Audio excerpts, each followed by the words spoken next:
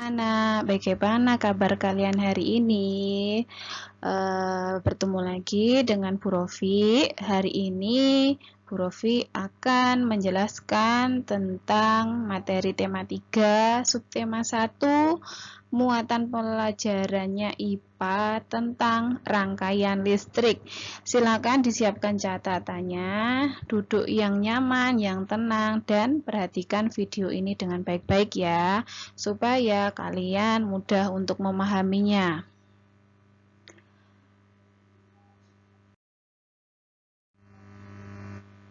Rangkaian listrik. Apa toh yang dimaksud dengan rangkaian listrik? Rangkaian listrik itu adalah susunan alat-alat listrik yang dihubungkan dengan sumber listrik sehingga menghasilkan arus listrik. Arus listrik adalah aliran muatan listrik dari kutub positif atau tegangan tinggi ke kutub negatif atau tegangan rendah. Kemudian, apa saja sih komponen rangkaian listrik? Ya, berikut ini adalah komponennya. Yang pertama adalah sumber listrik. Sumber listrik adalah segala sesuatu di sekitar kita yang mampu menghasilkan listrik. Contohnya batu baterai. Dalam pembelajaran kita, sumber listrik yang kita gunakan adalah baterai karena lebih mudah, lebih murah, dan tidak berbahaya kalau anak-anak praktek. Komponen kedua adalah konduktor listrik. Apa sih konduktor listrik itu? Konduktor listrik adalah media pengantar atau media yang mengalirkan listrik, yaitu benda-benda yang dapat mengalirkan listrik. Contohnya adalah kabel. Bisa lempeng tembaga, bisa kebanyakan kita menggunakan kabel ya untuk alat elektronik. Kemudian komponen ketiga adalah peralatan elektronik. Peralatan elektronik adalah alat yang merubah energi listrik dari baterai tadi menjadi energi lain. Contohnya lampu, berarti dari energi listriknya baterai diubah menjadi apa kalau lampu? Energi cahaya. Kalau alat elektroniknya setrika, berarti energi listrik diubah menjadi panas. Kemudian kalau alat elektroniknya radio, berarti energi listrik diubah menjadi energi suara. Terus selain ketiga komponen ini, kita juga butuh satu komponen penting ini, yaitu sakelar. Sakelar berfungsi untuk menyambungkan atau memutus rangkaian listrik hingga membuat aliran listrik berhenti. Sakelar itu apa sih? Sakelar lampu itulah anak-anak, cetekan lampu yang untuk mematikan atau menyalakan lampu. Kemudian selanjutnya kita akan melihat seperti apa sih rangkaian listrik. Ya, gambarnya kira-kira seperti ini. Ini contoh gambar rangkaian listrik paralel. Di situ dilihat ya, yang warna hijau yang dipanah itu batu baterai. Itu adalah posisinya sebagai sumber listrik, yaitu benda yang menghasilkan listrik yang nanti untuk menghidupkan lampu. Kemudian di situ yang dipanah warna merah itu adalah kabel. Kabel posisinya sebagai konduktor listrik. Kabel itu mengalirkan listrik dari baterai ke lampu. Kemudian ini yang dipanah, selanjutnya ada peralatan elektronik. Di situ kita memakai lampu. Dan satu lagi yang dipanah terakhir itu adalah sakelar. Sakelar ini fungsinya untuk menghubungkan atau memutus aliran listrik dari baterai menuju lampu. Kalau gambar ini saklarnya ditutup, jadi lampunya bisa menyala. Kalau saklarnya dibuka atau sambungannya itu dibuka, diputus, maka nanti lampunya mati karena aliran listriknya terputus. Selanjutnya yaitu rangkaian listrik dibedakan berdasarkan mengalir tidaknya arusnya. Yang pertama ada rangkaian terbuka. Rangkaian terbuka itu adalah susunan alat-alat listrik yang salah satu komponennya tidak terhubung sehingga arus listrik tidak menyala. Bisa dilihat ini contoh gambarnya. Ini untuk rangkaian terbuka. Kemudian yang kedua ada rangkaian tertutup, yaitu susunan alat-alat listrik yang semua komponennya saling terhubung sehingga arus listrik dapat mengalir. Contoh gambarnya seperti ini. Nah, perbedaannya apa dua gambar ini? Yang sebelah kiri itu ada salah satu komponennya yang tidak terhubung atau copot. Nah, ya ini yang dilingkari merah ini, saklarnya terbuka, jadi tidak gabung, tidak terhubung semua, menjadi terputus sehingga listriknya tidak bisa mengalir dan lampunya mati. Sedangkan yang kanan rangkaian tertutup, lah yaitu yang dilingkari merah, saklarnya tertutup, terhubung sehingga semua kabel, baterai, saklar dan lampunya saling terhubung menjadi satu, listriknya dapat mengalir dan lampunya bisa menyala.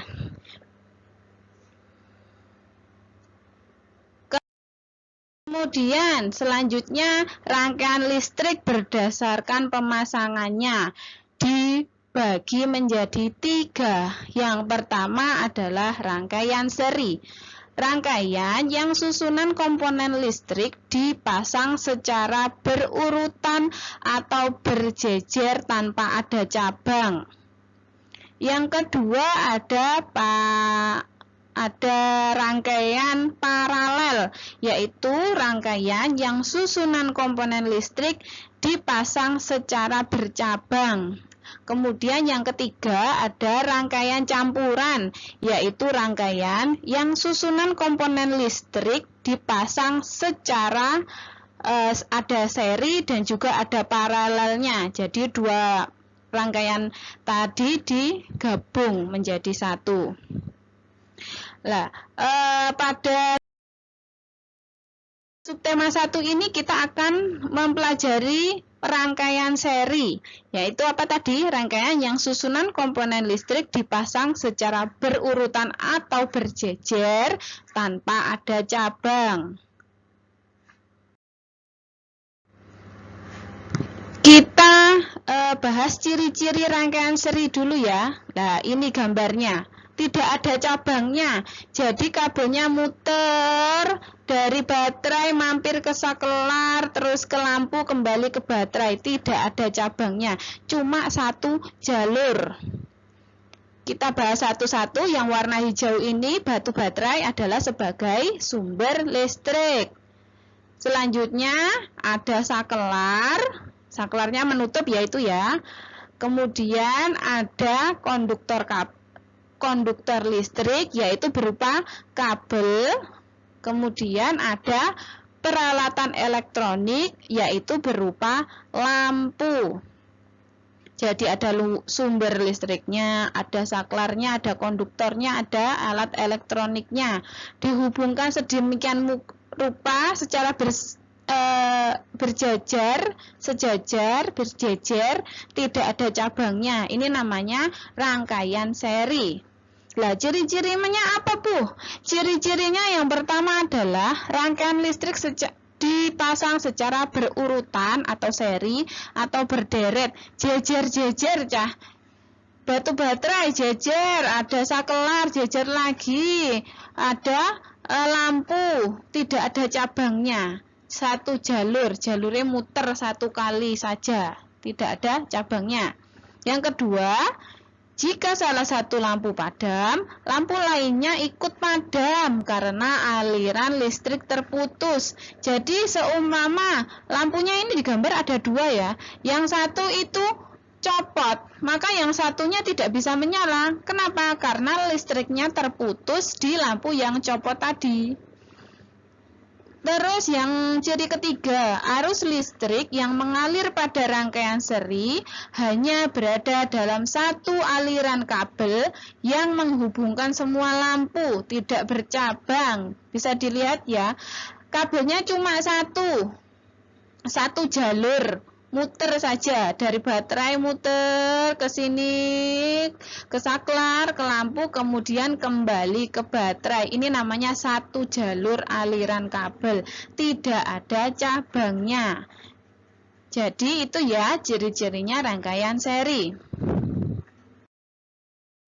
Nah, ini kita mau membahas contoh peralatan yang sering kita gunakan yang menggunakan rangkaian seri, yaitu adalah senter. Yuk kita bahas satu-satu dulu ya bagian-bagian senter.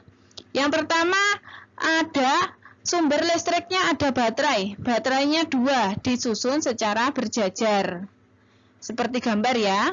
Kemudian ada konduktor listrik. Di sini konduktornya tidak berupa kabel ya, tapi berupa lempengan besi atau tembaga.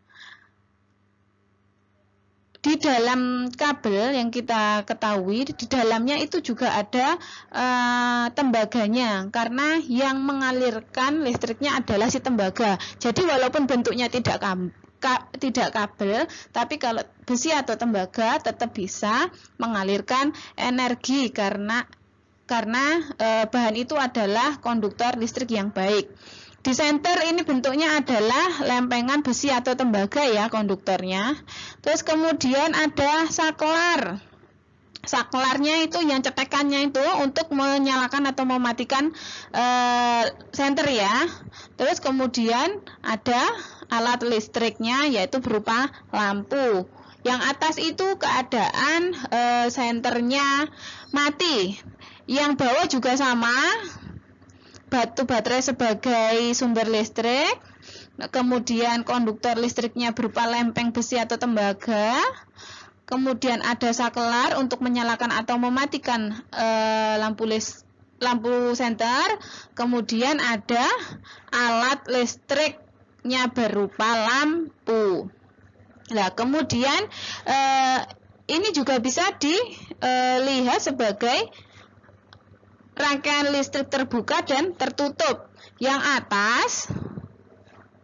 atas adalah yang terbuka. Kenapa kok terbuka? Ini adalah ketika senter dimatikan.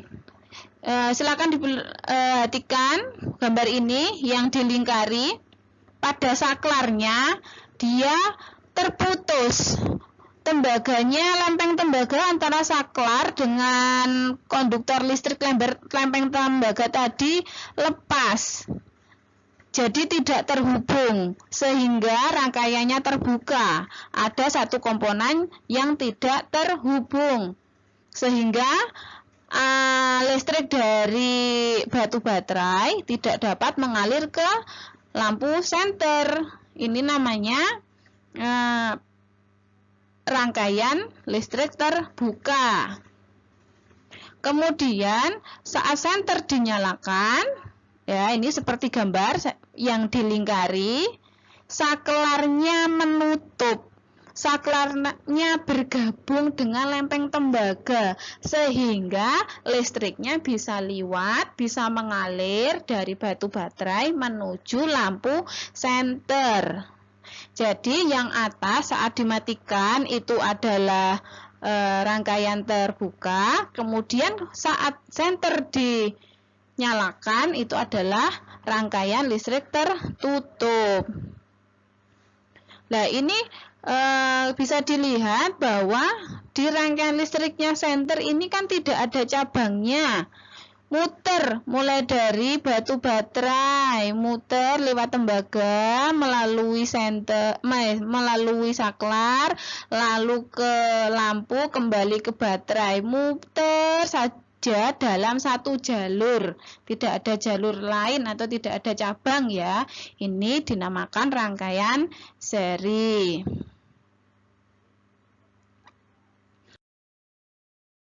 Kemudian ini untuk ketambahan, keuntungan dan kelemahan rangkaian seri. Keuntungannya yaitu kalau rangkaian seri itu memerlukan sedikit kabel, kabelnya tidak banyak. Jadi hemat di kabel, ya, hematnya hanya di kabel. Yang kedua, lampu pada rangkaian seri akan menyala lebih terang. Yang ketiga, kuat arus sama antara lampu satu dengan yang lain. Jadi kalau di rangkaian seri itu ada 3 lampu, ya ketiga-tiganya terangnya sama. Tapi di balik keuntungan ini juga ada kelemahannya loh. Apa kelemahannya, Bu? Ada 3 kelemahannya. Yang pertama adalah boros. Di sini adalah boros listrik. Kenapa kok boros listrik? Karena hambatan yang diperlukan atau digunakan pada rangkaian seri itu lebih besar. Hambatan listrik kalau kabelnya atau lintasan arus listriknya semakin panjang, semakin jauh, maka hambatannya semakin besar dan juga energi listrik dan biaya listrik yang digunakan juga lebih besar sehingga menjadi boros. Yang kedua, kelemahannya bila satu lampu mati, maka semua lampu akan mati. Kenapa? Karena jalur listriknya, aliran listriknya terputus. Ciri-cirinya tadi ya, kalau satu komponen, bukan lampu saja, satu komponen terputus atau mati, maka semua komponen juga mati. Kalau saklarnya putus, semua lampunya mati. Kalau salah satu lampu putus, berarti semua lampu juga mati. Kemudian kelemahan yang ketiga adalah baterai akan lebih cepat habis. Kenapa? Karena kembali ke poin 1, boros listrik. Jadi energi listriknya yang digunakan lebih besar, jadi lebih cepat habis. Ya, anak-anak, begitulah demikian penjelasan tentang rangkaian listrik dan rangkaian listrik seri untuk hari ini. Semoga anak-anak dapat memahaminya dengan baik. Selamat belajar. Wassalamualaikum warahmatullahi wabarakatuh.